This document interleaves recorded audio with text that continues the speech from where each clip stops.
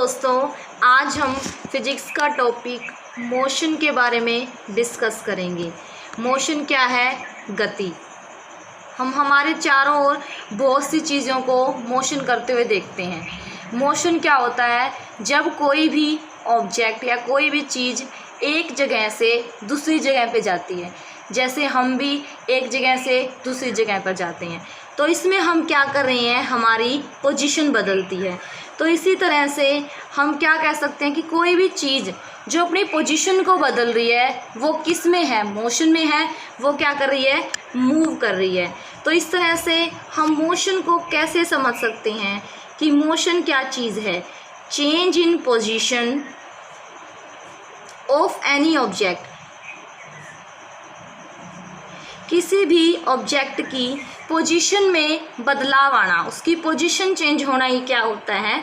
Motion होता है, गति होती है। कैसे? देखो, मान लो कोई भी ऑब्जेक्ट किसी ए पॉइंट पे था और वो ए पॉइंट से किसी बी पॉइंट पे आ गया। ए पॉइंट से उसकी पोजीशन बी पॉइंट पे चली गई, तो इसको हम क्या कहेंगे? यही हमारे पास क्या है? ये मोशन है। अब देखो, गति करने के लिए उसने क्या किया है? ए से बी तक कुछ ना कुछ डिस्टेंस कवर किया है। ठीक है, उसने क्या किया है? कुछ ना कुछ डिस्टेंस कवर किया है, और इस डिस्टेंस को कवर करने के लिए उसने कुछ ना कुछ टाइम भी लिया होगा। तो इस तरह से उसने क्या लिया है? डिस्टेंस और टाइम। डिस्टेंस और टाइम से उसकी क्या होगी? कोई ना कोई स्पीड भी होगी, क्योंकि जो भी चीज़ दूरी को तय करती है किसी टाइम में, उसकी क्या होती है? स्पीड होती है। तो इस तरह से हम स्पीड को डिफाइन कर सकते हैं कि स्पीड क्या होती है हमारे पास? डिस्टेंस बाय में टाइम, की दूरी बटे में समय। डिस्टेंस बाय में टाइम क्या होगा? हमारे पास स्पीड होगी। ठीक है, तो हम बोल सकते हैं कि ये जैसे हमारा मोशन है, ये कैसा है? एक स्ट्रेट लाइन में है। ठीक है, कि कोई भी ऑब्जेक्ट ए पॉइंट से बी पॉइंट पे जा रहा है, लेकिन वो कैसे जा रहा है? एक स्ट्रेट लाइन में जा रहा है। तब तो हमने इसको क्या बोला है कि ये क्या है? एक डिस्टेंस है, कि ए से बी पे पहुंच गया। अगर हम बात करें कि मान लो ए पॉइंट से कोई ऑब्जेक्ट बी पे गया, बी से सी पे गया, सी से वो डी पे जा रहा है। ठीक है, हमने मान लिया कि ए से डी तक उसने टोटल डिस्टेंस 60 किलोमीटर कवर किया। ए से बी पे गया तो उसने 20 किलोमीटर, बी से सी पे 20 किलोमीटर, और नेक्स्ट सी से डी पे उसने 20-20 किलोमीटर की दूरी तय की किसी टाइम में। तो अब देखो, अगर यहाँ से हमें पूछा जाए कि इसकी डिस्टेंस क्या होगी, डिस्टेंस, टोटल डिस्टेंस हम बोल सकते हैं कि इसकी कुल दूरी क्या होगी। तो टोटल डिस्टेंस क्या होगी? हम अगर माने कि ए ऑब्जेक्ट है जो कोई ए पॉइंट से डी पे गया और डी से वो वापस सी पे आया है। ठीक है, ए से डी पे और डी से वापस सी पे, तो उसकी टोटल दूरी क्या होगी? A to D plus D to C. A to D उसने कितनी की है? 60, और डी टू सी उसने कितनी की है? 20।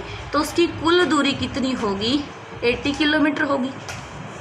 ठीक है, ये तो क्या होगी उसकी डिस्टेंस, कि वो ए से डी पे, डी से सी पे। अगर हम बात करें डिस्प्लेसमेंट की, डिस्प्लेसमेंट क्या चीज़ है? देखो, डिस्प्लेसमेंट क्या होता है? विस्थापन। कि जैसे हम ये माने कि वो ए से डी पे जाने की बजाय कोई भी ऑब्जेक्ट डायरेक्टली ए से सी पे गया है, ए टू सी पे गया, वो पहले ए से डी पे नहीं गया, ना ही डी से सी पे आया, डायरेक्ट ए टू सी गया है। ठीक है, तो यानी कि 20 किलोमीटर उसने पहले ए से बी में कवर किया, 20 किलोमीटर उसने ए टू सी में कवर किया। तो टोटल अगर हम डायरेक्ट देखें कि इनिशियल पोजीशन से और फाइनल पोजीशन तक, इनिशियल पोजीशन से फाइनल पोजीशन तक उसने कुल कितना डिस्प्लेसमेंट कवर किया है, तो वो डिस्प्लेसमेंट कितना होगा हमारे पास? 40 किलोमीटर। कितना होगा? 40 किलोमीटर। यानी कि डिस्प्लेसमेंट क्या होता है? एक तरह से हमारे पास यहाँ से डिस्प्लेसमेंट की डेफिनेशन निकल के आ गई कि डिस्प्लेसमेंट क्या है? डिस्प्लेसमेंट क्या है? It is a shortest distance, shortest path बोल सकते हैं हम इसको। It is a shortest distance from initial position to final position, initial position to final position of any object. किसी भी ऑब्जेक्ट की इनिशियल से जो फाइनल पोजीशन होगी उसके बीच का शॉर्टेस्ट डिस्टेंस ही हमारे पास क्या कहलाता है, डिस्प्लेसमेंट कहलाता है। ठीक है, तो हमने 3 टॉपिक के बारे में डिस्कस किया कि मोशन क्या है, स्पीड क्या है और डिस्टेंस क्या है, डिस्प्लेसमेंट क्या है। ठीक है, अब हम बात करते हैं, जैसे हमने स्पीड के बारे में बताया कि हमारे पास स्पीड क्या होती है, डिस्टेंस बाय में टाइम। उसी तरह से अगर हम ये बताते हैं कि अगर किसी ऑब्जेक्ट ने डिस्टेंस ना कवर करने की बजाय डिस्प्लेसमेंट को कवर किया हो तो हम उसको स्पीड बोलने की बजाय हम उसको क्या बोलेंगे कि उसने वेलोसिटी को कवर किया है। तो वेलोसिटी क्या होगी, डिस्प्लेसमेंट बाय में टाइम। डिस्प्लेसमेंट बाय में टाइम की वेलोसिटी क्या होती है, वेग, और विस्थापन बटे में समय, ये होती है हमारे पास वेलोसिटी। डिस्प्लेसमेंट बाय में टाइम। तो देखो मान लेते हैं हमने वही जो पीछे एग्जांपल लिया था कि कोई ऑब्जेक्ट है ए पॉइंट से डायरेक्टली सी पॉइंट पे गया है, तो ए से सी पे उसने क्या किया है, ए से डायरेक्ट सी पे गया है तो 20 किलोमीटर यहाँ 20 किलोमीटर है, तो इसका जो क्या होगी, वेलोसिटी क्या होगी, अगर इसके अकॉर्डिंग देखें तो डिस्प्लेसमेंट बटे में टाइम। मान लो उसने ये जो टोटल डिस्प्लेसमेंट है वो 2 सेकेंड में कवर किया है, तो क्या हो जाएगा 40 बाय में 2, तो यहाँ से कितना आ जाएगा 20 मीटर पर सेकंड।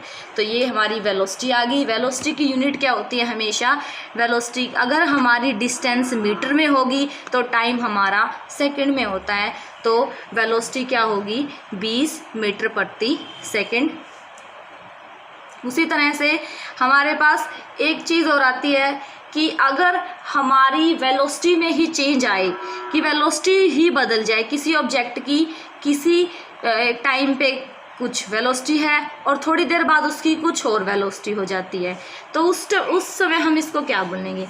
मान लो हमारे पास कोई भी ऑब्जेक्ट है, मान लो ए ऑब्जेक्ट है हमारे पास, हम मान लेते हैं कि इसकी शुरू में जो इनिशियल वेलोसिटी है जो इसकी शुरू में वो कुछ नहीं है, 0 है, वो रेस्ट पे था, यानी कि उसने मूव ही नहीं किया। ठीक है, इनिशियल वेलोसिटी। उसके बाद हम मान लेते हैं कि उसकी फाइनल वेलोसिटी 6 मीटर पर सेकंड हो गई, 6 मीटर प्रति सेकंड होगी उसकी फाइनल वेलोसिटी। अब इनिशियल से फाइनल पे आया है, मान लो उसने कुछ ना कुछ टाइम कंज्यूम किया है, तो मान लो वो उसकी जो 6 वेलोसिटी हुई है वो किसी 30 सेकंड में हुई है। ठीक है, 30 सेकंड उसने ये टाइम लिया है पर सेकंड नहीं। ठीक है, उसने 30 सेकंड टाइम लिया है। तो यहाँ से अगर हमें ये बताना हो कि इसकी वेलोसिटी में चेंज आ गया, देखो इनिशियल पे कुछ नहीं थी, फाइनल पे कुछ और वेलोसिटी है, तो इसको हम क्या बोलते हैं, ये हमारा क्या कहलाएगा, एक्सेलरेशन कहलाएगा। जब वेलोसिटी में बदलाव आए तो उसको हम क्या बोलते हैं, एक्सेलरेशन। और एक्सेलरेशन को हम कैसे डिफाइन करेंगे कि change in velocity by time taken. Change in velocity by time taken according to this situation. यहाँ पे क्या है, इनिशियल वेलोसिटी 0 है, फाइनल वेलोसिटी है हमारे पास 6। इनिशियल को हम u से डिनोट करते हैं, फाइनल वेलोसिटी को हम v से डिनोट करते हैं। ठीक है, और टाइम को हम t से डिनोट करते हैं। तो अगर इसके अंदर हम इसको रखें तो क्या होगा, चेंज इन वेलोसिटी। वेलोसिटी में चेंज कैसे निकालेंगे हम, कि फाइनल वेलोसिटी माइनस में इनिशियल वेलोसिटी बाय में टाइम। ठीक है, तो फाइनल वेलोसिटी हमारे पास 6 है, इनिशियल है 0 और टाइम कितना है 30। तो यहाँ से क्या आ जाएगा 6/30 यानी कि 1/5, 1/5 यानी कि 0.2 मीटर पर सेकंड स्क्वायर। मीटर पर सेकंड स्क्वायर किस लिए, क्योंकि हम ये क्या निकाल रहे हैं यहाँ पे, एक्सेलरेशन।